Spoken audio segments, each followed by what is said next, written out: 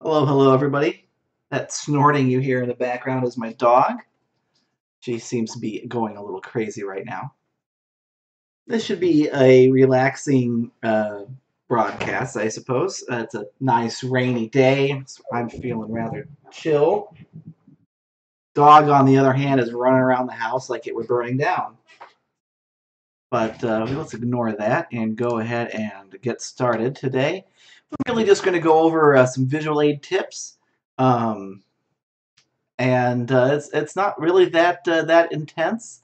Most of the assignment details, in fact, all of them that are important, were covered last video. So really, the only important thing is the due dates are. I'm going to go ahead and shore up those due dates for you. Some of you did contact me as I'm kind of messing around here, waiting for the link to be generated by the live broadcaster.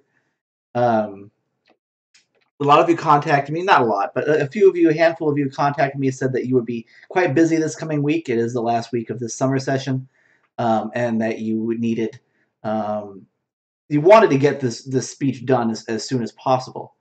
Um, so here's my advice: is that this speech project should be the thing that you spend not necessarily the most time on, but they should have a razor sharp focus. So if the due date that I've chosen for this happens to be very bad, and you can't possibly do it beforehand, then contact me and I will collect it later for you. With some notice, I can make sure that you are graded on time, but while still turning it in later. All right. I know that again. There's a 5-week section and a 10-week section. I believe if you're in section 810, watch me be wrong about this, but I believe section 810 is the 5-week section.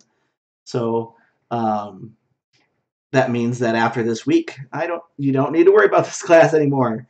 Those of you in the 10-week section, we've got a whole other speech project.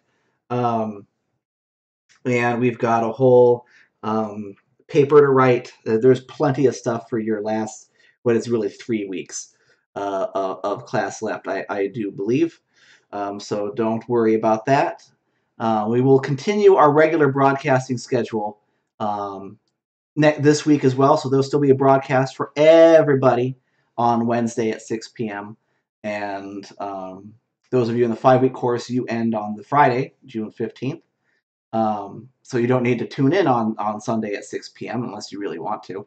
And the rest of us will just kind of continue our broadcast and work schedule. There's still plenty of stuff for us to do in creating good presentations, but those of you in the 5-week section, um, this will conclude your experience and you'll have met the course objectives for the class. We had fun times. Those had come on link. I don't know why the link has not been created yet.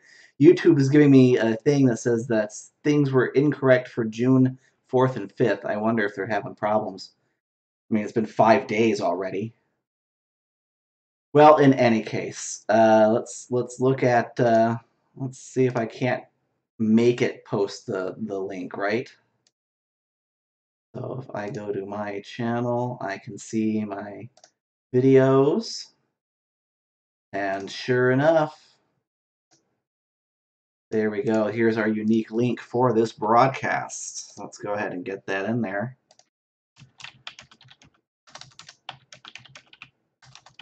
Please excuse me a minute while I type. I can't type and talk at the same time. Just can't do it. Okay, there we go. It demands all of my brain power. And then we need to do the link for the other section here, and then we'll be on our way. Oh, I still have my email open. At least I know I sent the link out correctly. Okay, folks, so let's go ahead and just dive into it. The description of the video also has the due dates. I don't know if any of you look at that, but I'll post it as an announcement as well. But here are some things that you do need to remember. The visual aid and outline are going to be due on Wednesday, June 13th, and the final video is due Friday, June 15th. We'll kind of look at the We'll go over a little bit of the rubric for the persuasive speech assignment. I mean, we already did, but we'll look at maybe some things that need to be reiterated. Let's go ahead and look at our tips for good visual aids. There we go. So yeah, this is it. You probably thought there'd be a whole PowerPoint presentation, but really there's just a few things you need to remember to make a good visual aid. I think a lot of people, they get hung up on requirements, and by people I mean teachers and professors. They get hung up on making these requirements for, it has to be so many. You have to have so many slides, and each slide has to have so many words, and you have to have so many different kinds of pictures. Really, the end-all be-all for a good visual aid is the visual aid should help you explain something that you just can't explain well with words alone. Okay, that's it. If it ends up being one slide, then it ends up being one slide. If it ends up being 20 slides, then it ends up being 20 slides. You're only really using the visual aid to try to explain something, an idea, an argument, a plan, that you don't think words alone would really do justice to, that you think maybe there's an image out there that really drives your point home. So for example, a couple of you, I think there's just one of you in each section that's doing a speech about puppy mills. You could describe how, downtrodden these puppies look, or you could show a picture. And if that's the only picture you show, it's probably still going to be the most effective thing that you can show that'll make people remember your speech. Did I goof up alone? I sure enough did. Proofreading is also very important in a visual aid. Proofreading is a kind of an inside joke. I once wrote a slide that had, porf reading. All the things are wrong. But yeah, you should proofread your visual aids. Nonetheless, the good visual aid is just something that helps you explain something that words alone can't. So there are some tips, though, things that help you avoid some common problems, though. So KISS, keep it simple, stupid. I know that in this day and age, maybe the good old keep it simple, stupid has been changed to something like keep it simple, sir, or something like that. But the idea with this KISS acronym, folks, is a good-hearted reminder that if you make things too overly complicated, it actually takes away meaning as opposed to adding it. So we're going to look at a couple of examples of bad examples, and you'll see how this acronym really comes into play here. But basically, here's how you can keep it simple. Don't put more words on the slide than it can hold. Some people, they really try to. The default font on the PowerPoint, especially, I don't know about Keynote. I'm sure that Apple, being Apple, has like really good. They're not ergonomics, but it's really good. What is it called? Word wrapping for their visual aids. So similarly, the default font settings on PowerPoint on Keynote are appropriate. So if you are finding yourself shrinking those default sizes of the font to try to cram more in there, that's actually a sign that you're probably doing it wrong. You should just decrease the number of words on that slide rather than decrease the size of the words on the slide. Also, don't put so many words that people can read it word for word. And this kind of goes together here. Don't be like your teachers and professors. I know that we use really, we cheat, us professors and teachers. We're bad at making visual aids, and we're using them to cheat. We use them mostly to remember our own lectures rather than we use them to actually explain things that words alone cannot do.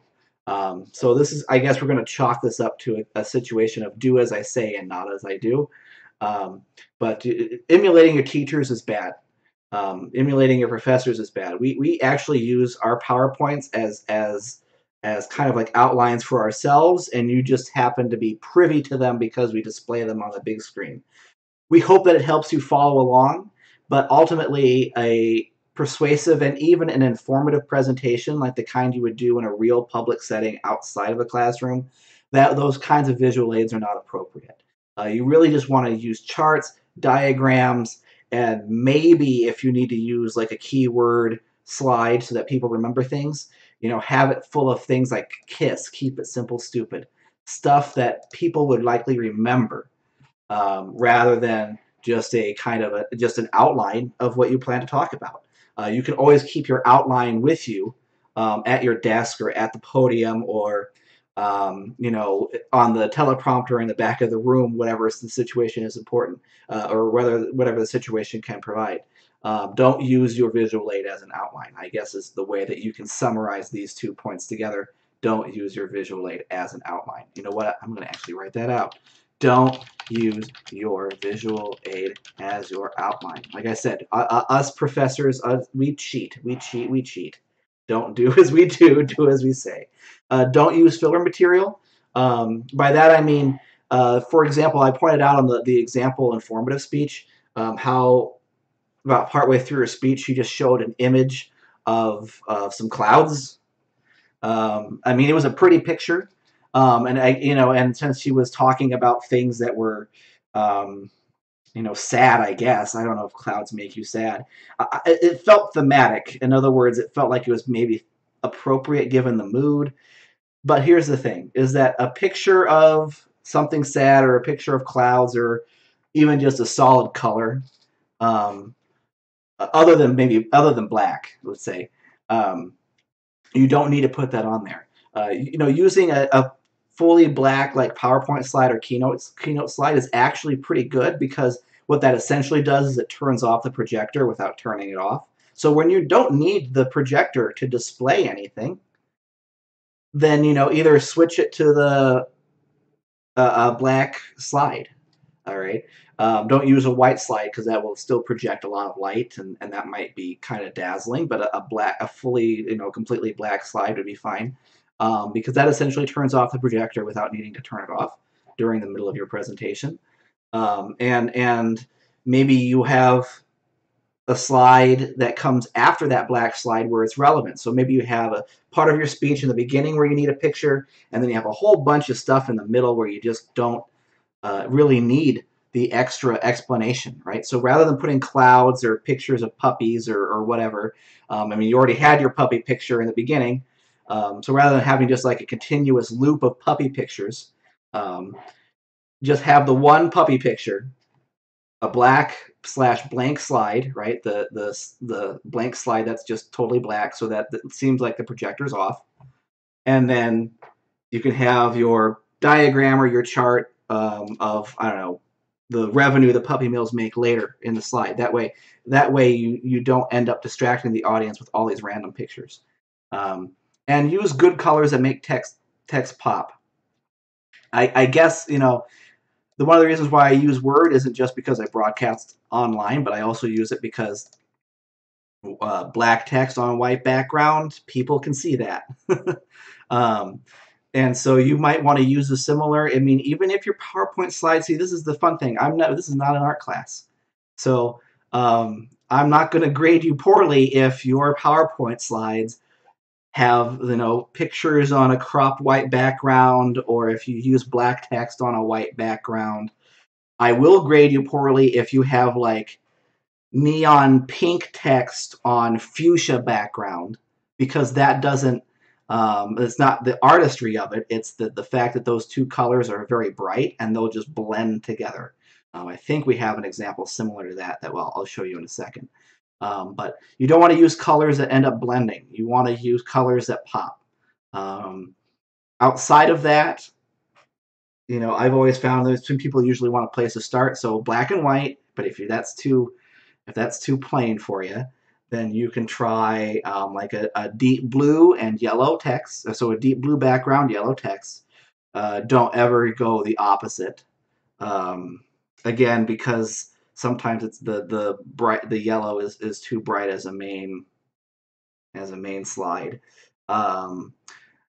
See what else is a good combination. Red and green are not good combinations, no matter which one you use as the background or the foreground.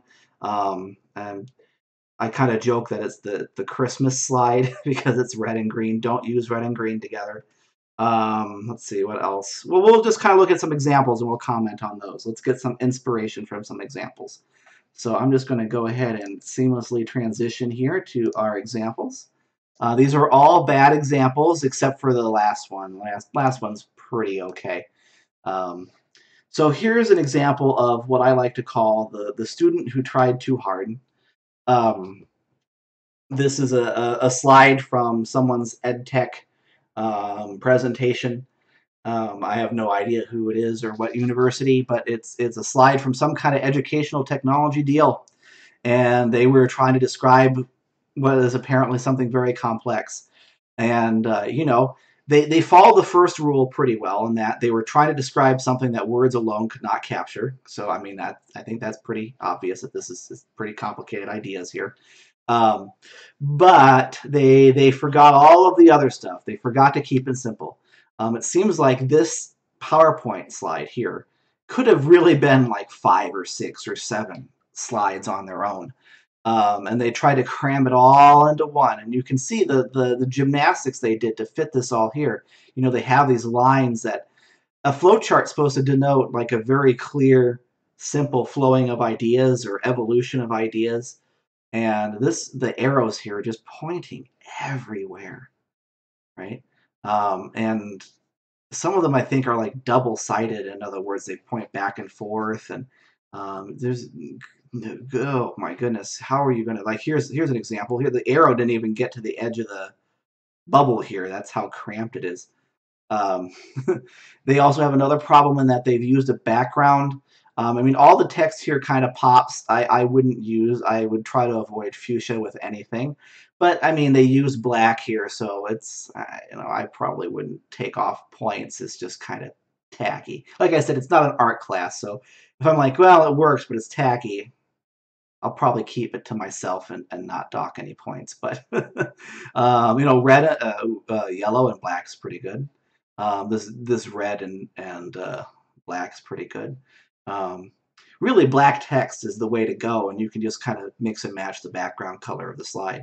But speaking of the background colors of the slide, now they have what again is the person chose a thematic picture. This is a picture of Plato's Academy. At least that's what it's called. It's painted in a church somewhere. I forget, somewhere in Italy. So, and it's this is a presentation obviously about education. So, one of the preeminent educators of Western civilization, a painting of him teaching is thematically appropriate.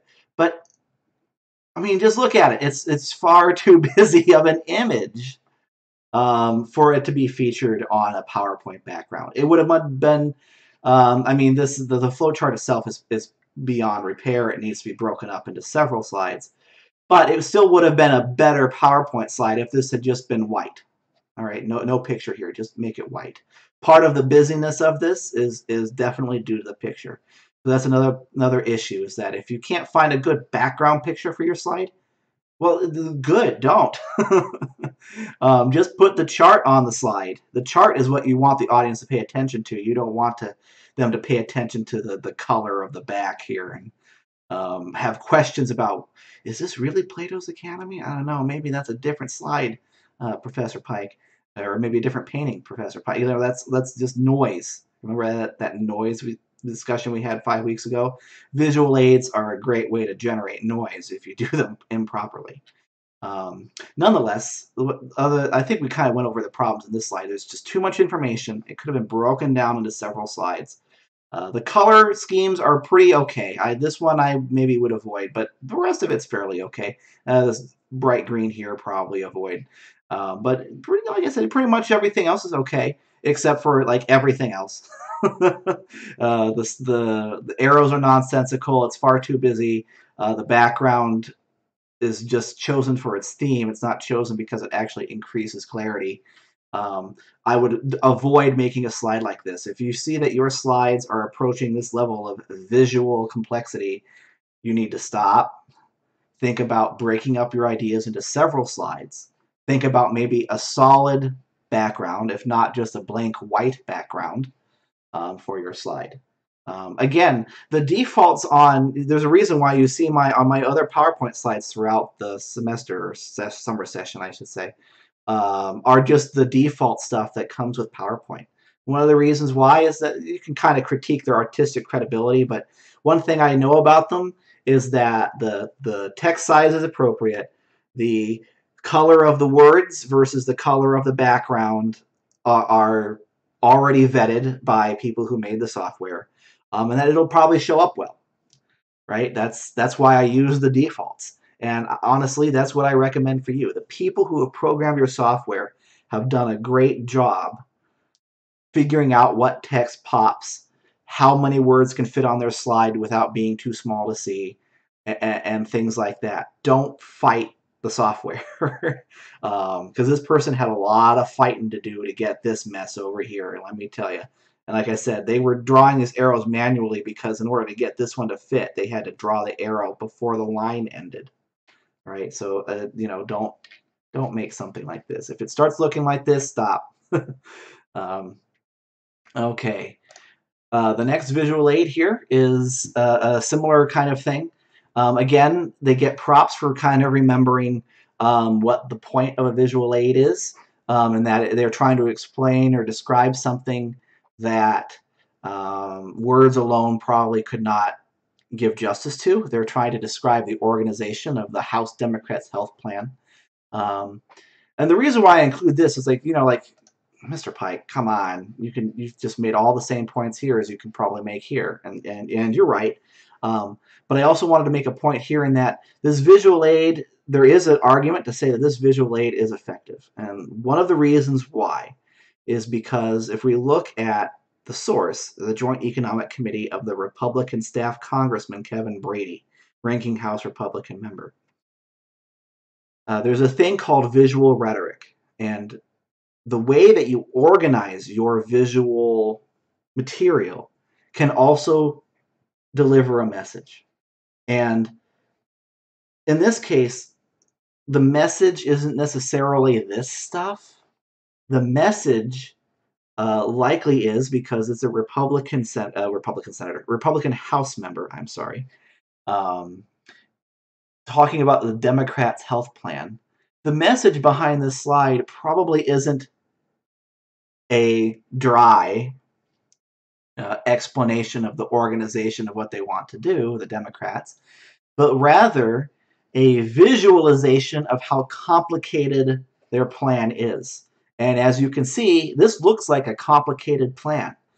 And if that's the intent behind this PowerPoint slide, then it is effective because it shows exactly what the person wants to communicate, which is, whoa, guys, look at this. This is kind of doesn't make a whole lot of organizational sense. You can't tell if you're coming or going because it's got all these interlocking, flowing things, and who's accountable to who, and who knows. I tried to chart it out, and it still doesn't make any sense. That's probably what their message really is, and if it is, this is a great way to organize that information. Now, of course, I myself, I'm not making a political statement here. I'm just trying to point out that sometimes the way that you organize your visuals, and sometimes the way when you see people use a visual aid, the meaning isn't actually all this stuff. Okay, the meaning isn't this stuff. The person putting this slide together probably didn't give a smelly butt whether or not the words came out to be visual or not. They used blue on yellow. They made it readable, but their message likely wasn't this. The message was how complicated it was, and in which case this is a very effective visual aid.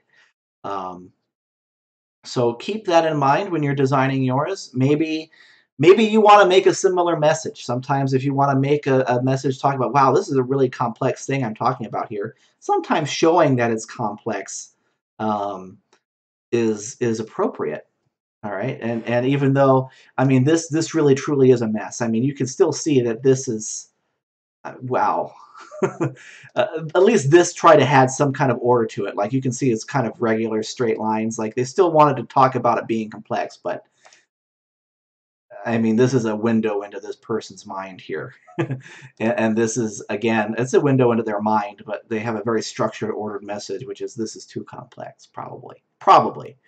Um, the other thing I want to talk about with this slide or with this visual aid here isn't just the visual rhetoric. It's also the idea that we don't really know if this is supposed to be taken seriously, as in the person is really trying to communicate this information earnestly, or if they're making the point that I'm making, which is the the real visual aid here is just how complex this plan is.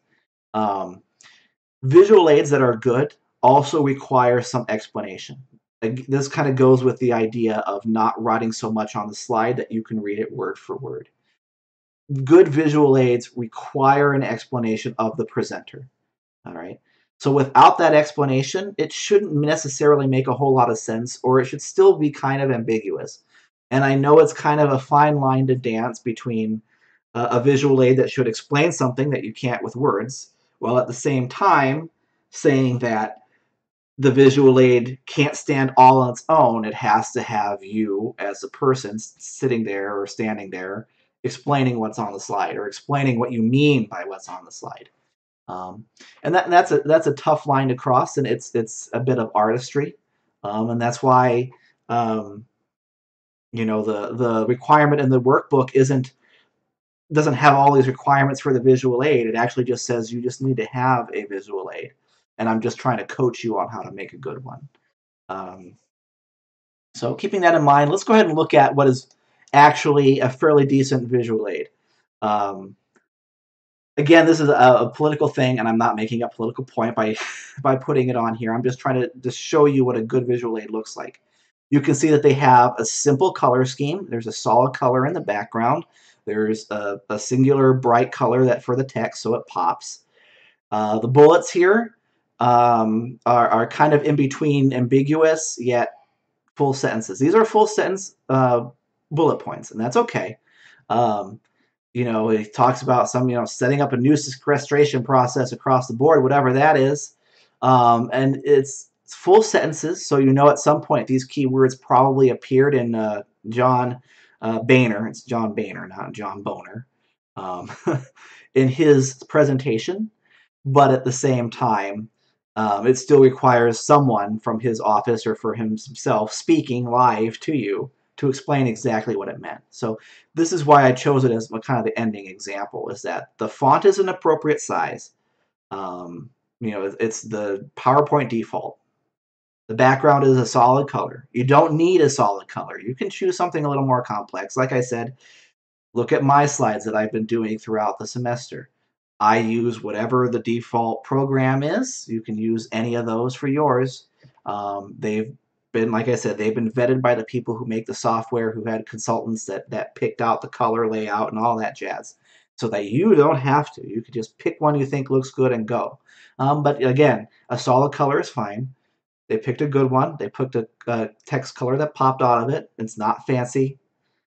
This is an effective visual aid. It's a little text heavy. I would prefer that there would be a chart, but this is probably just one slide out of several.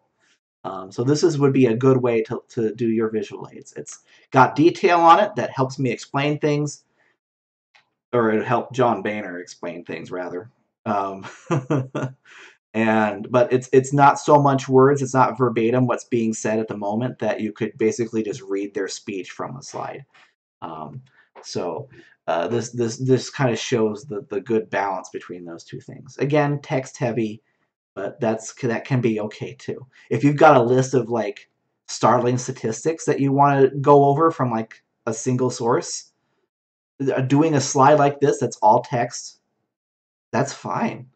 If you're trying to set up, let's say, puppy mills and their cost to society, and you just have a bunch of statistics that talk about how puppy mills ruin society, listing them out like this is fine, and even using those same words in your speech is fine. Just don't make it look like you're reading your speech from your PowerPoint slide. Don't do what your teacher or professor might do, which is to use your visual aid to cheat and basically use it as your outline. Don't do that. Your visual aid should have less detail than your outline generally. Should definitely include pictures or charts and diagrams. Um, Again, if this was the only thing that he had, if it was like a 2-minute speech and this was the only visual aid he had, this would still be acceptable. Now you have a longer speech than that, so I would still expect you to have something more than one slide. But if you only have two, if you only have three, that's fine. Just don't be like, oh man, people's attention spans like 30 seconds. I think I had you read that part of the book in chapter 1. So that means I need a new picture every 30 seconds. So this 6-minute speech needs to have 12 slides. No, no, no, no, no. Don't think like that. All right, don't do that. If it's just 1 or 2 to 3 slides, I would say you're probably looking at more than one, but 2 to 3 to 4 for a 6 to 8 minute speech, that is enough. Okay, well, that's really all I had to say. I mean, there were a couple bad examples there. This one is a passable one. Like I said, the thing I would critique is that it could probably use a good picture or a chart for this information instead of the text, but you can't get all that from politicians. Um, so that is what I have to say. I'm looking at, there's actually only 2 people watching now, so our viewership has declined a little bit. That's okay. It's a rainy day. You're probably working and studying. So, my advice again, I'm going to write this in an announcement so that you can see it visually. But Wednesday, June 13th, you need to have your outline for the speech done and posted, and also you have to have your visual aid. There will be links in the Blackboard for those for you to submit those. I'll post those tonight as well. And your final video of this persuasive speech is due Friday, June 15th at 11:59 p.m. All right. So for those of you in the 5-week course, that is kind of the last minute. But if you needed some more time because you got so many other things going on, and you just can't possibly turn it in sooner than that,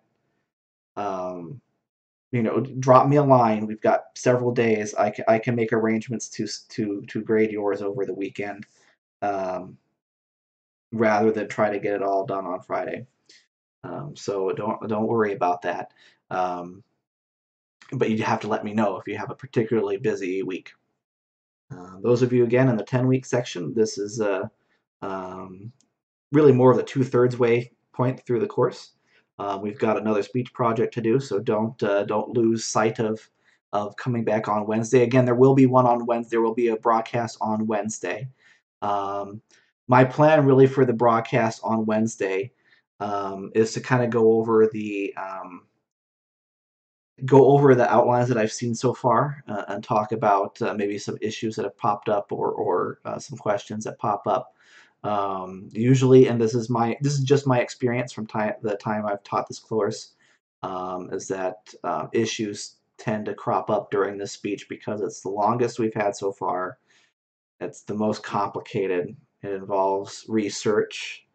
Um, yeah, and things just seem to happen, even though you uploaded a 4-minute to 5-minute speech just fine a week ago, and now because it's 6 minutes, Blackboard's not going to let you do it.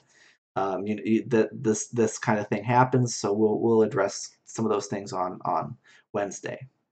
All right. Thank you so much, everyone. If you have any questions, please do email me and or Skype with me. I've chatted with several of you over the weekend on Skype, and I replied to all the emails that I have since about 6 o'clock on email. So again, if you have a question, don't feel it was answered by the video or by my email reply, please do write again. I appreciate how much participation you all had this semester. It really stands out as being actually really good. Um, there's a lot of sections that just kind of take the course and they don't even turn the work in until like the last minute. But even those of you who haven't contacted me yet, I can still see that you're looking at things and also that you're turning in work on time, which is just such a relief. So thank you so much, everybody. And again, don't hesitate to contact me if you have any questions.